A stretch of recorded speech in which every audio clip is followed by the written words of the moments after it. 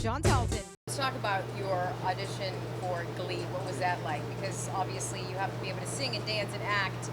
Was that a little difficult, having to do all that? It wasn't difficult. I just didn't know what to expect. Because I went into Glee, they had already shot the pilot.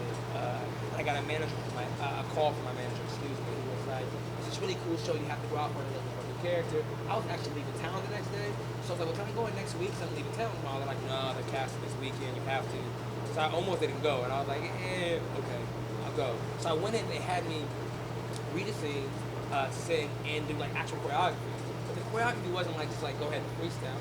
They had me picking up Heather Morris from the show, like picking her up in the air, putting her down. And believe it or not, I wasn't like an actual working dancer.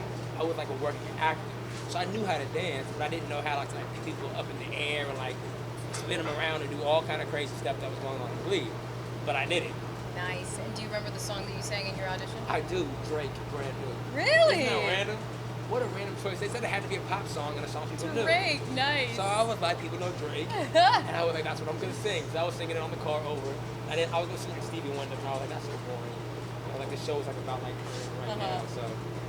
So you're singing Drake. They make you lift up Heather, and then you get the call a couple weeks after. And I got it. Did you yell and scream? I was actually in college, going to college to be an entertainment lawyer. And I had a test that day. So I actually had just pulled to school and was actually running late to my test. So I was really rushing. And my manager called me and told me I got it. And I almost wanted to turn around and go back to my car and leave, but I couldn't, of course, because I had a test. But I was so happy. It was like, because I was young. I think I was 19 when I got Glee. So that was like my first like big thing as an adult. And I kind of wanted to be working as an actor instead of being like, going to school, because that was my dream. So I just felt so blessed to actually have the opportunity to kind of full circle doing everything that I love. Singing, dancing, acting, people were incredible, so welcoming, and just a family atmosphere. So it was like a dream come true all at once. What was that experience like when you finally had people coming up to you asking for your autograph? Because I've seen some footage of you like coming out of your gym and you're like, it becomes surreal. It's humbling, really enough. I've actually been in the gym before and someone followed me around. And then you feel like it's weird because you're like, you know what? They're doing your workouts or what? Like, no, they're following you like on the camera, then they ask for like a picture, and you're like, yeah. But then they're so into the show that they're just intrigued that they saw someone from the show.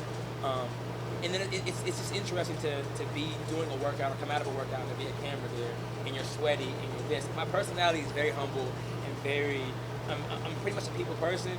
But like when I'm like sweaty and I work out pretty hard. So like when you see a camera, I don't want to be like rude, but you at the same time don't literally want like. You're like, I'm a sweaty mess.